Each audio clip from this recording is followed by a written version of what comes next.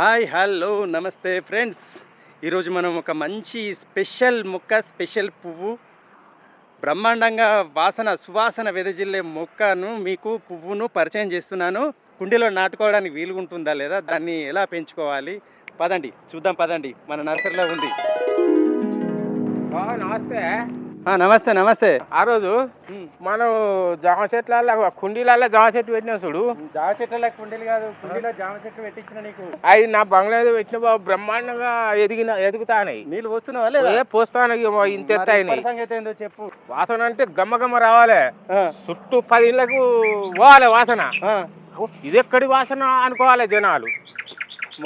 మొక్క కావాలి మరి. నా బంగ్లా పెట్టుకుంటా. మరి కుండీ తెచ్చుకున్నావా? అద్రిపోయే వాసన వచ్చే మొక్కిస్తా. మరి జాగ్రత్త, చుట్టుపక్కల వాళ్ళు నీళ్ళు పడతారు. ఎందుకు ఇవని కాదు, వాసన అట్లా ఉంటది అనమాట. వాసన వస్తే మంచిదే కదా బాబా. ఇదేనా వాసన మొక్క? మరి గీదా బాబా తెలపు వాసన మొక్క.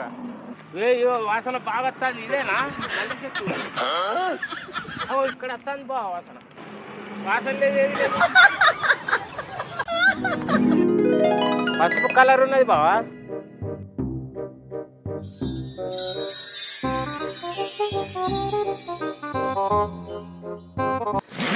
సాధారణంగా సంపంగి మొక్క పెద్దదిగా పెరుగుతుంది, కానీ ఇది గ్రాఫ్టెడ్ అంటు మొక్క కాబట్టి చిన్న వయసులోనే తక్కువ ఎత్తులో పూలు పూస్తుంది ఫ్రెండ్స్.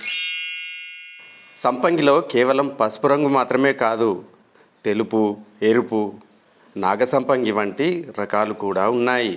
కానీ ఇంటి ముందు ఆవరణలో తక్కువ స్థలంలో ఎక్కువ కుండీల్లో పెంచుకోవడానికి ఈ గ్రాఫ్టెడ్ పసుపు సంపంగి ద బెస్ట్ ఆప్షన్. కేవలం ఒకే ఒక సంపంగి పువ్వు మీ గార్డెన్లో కానీ మీ బాల్కనీలో తొట్టిలో కానీ వికసిస్తే చెబితే నమ్మరు, కానీ ఆ వాసన ఆ వీధి అంతా వస్తుంది.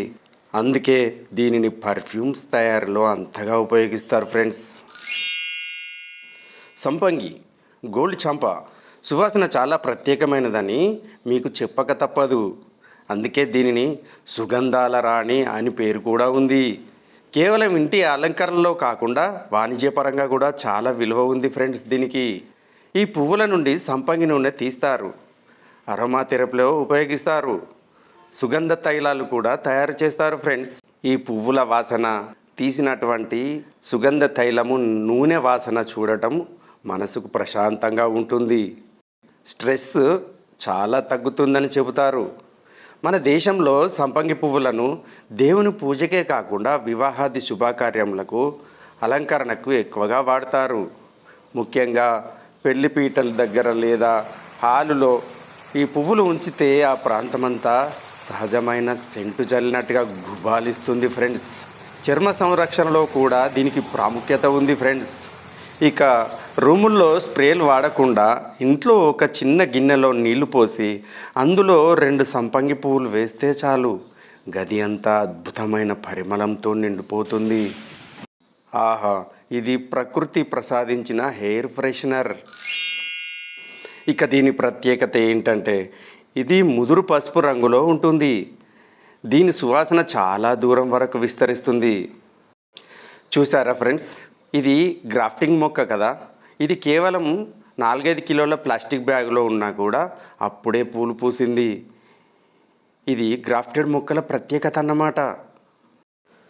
ప్రస్తుతం ఇది చిన్న కవర్లో ఉన్నది కాబట్టి 12 నుంచి 16 ఇంచుల కుండీలోకి మార్చుకోవాలి ఫ్రెండ్స్. మట్టి మిశ్రమం యథావిధిగా మీకు తెలుసుగా, ఇంతకుముందు మన వీడియోలో చెప్పినట్టు ఎర్రమట్టి, వర్మీ కంపోస్ట్ మరియు కొంచెము ఇసుక కలిపిన మిశ్రమం ఈ మొక్కకు బాగా సరిపోతుంది. నీరు తడి ఆరిపోయినప్పుడు మాత్రమే నీరు పోయాలి.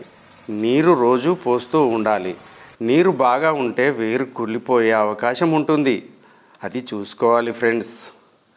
తక్కువ స్థలం ఉన్నవారు బాల్కనీలో మొక్కలు పెంచుకునేవారు ఇలాంటి గ్రాఫ్టిక్ సంపంగి మొక్కలు పెంచుకోండి. పూల సువాసనతో మీ మనసంతా ఆహ్లాదకరంగా ఉంచుకోండి ఫ్రెండ్స్.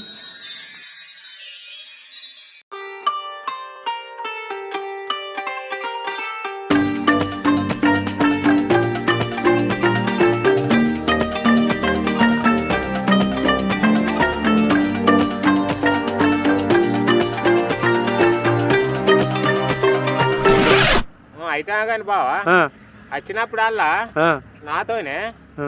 మట్టి మోపిస్తాను, ఇసుక మోపిస్తాను, డబ్బలు మోపిస్తాను, ఎరువు మోపిస్తాను, చెట్టు మోపిస్తాను, అన్ని నాతోనే పనులు చేస్తాను. ఏందన్నాడు బావ ఈ కథ?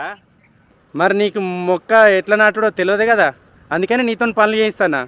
ఇప్పుడు నీ ఇంటి పనా నా ఇంటి పనా, ఈ మొక్క ఎవరింటికి తీసుకెళ్తాను? నా ఇంటికే. నీ ఇంటికి తీసుకుపోతున్నప్పుడు నీకు నేను నేర్పిస్తున్నా ఎలా నాటుకోవాలని. తెలిస్తే కదా ఇంకోసారి పెట్టుకుంటావు. దీనివల్ల మన ప్రేక్షకులు కూడా తెలుస్తుంది అన్నమాట ఎట్లా పెట్టుకోవాలని. డబ్బులు అట్లా అయితే కరెక్టే బావా.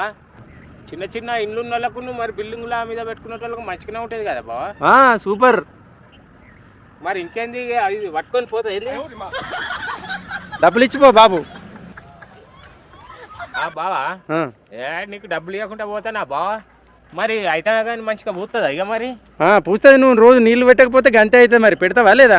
నీళ్ళు పెట్టానా బావా? నెలకోసారి ఎరువులు వేసుడు మర్చిపోవద్దు, కలుపు తీసుడు మర్చిపోవద్దు.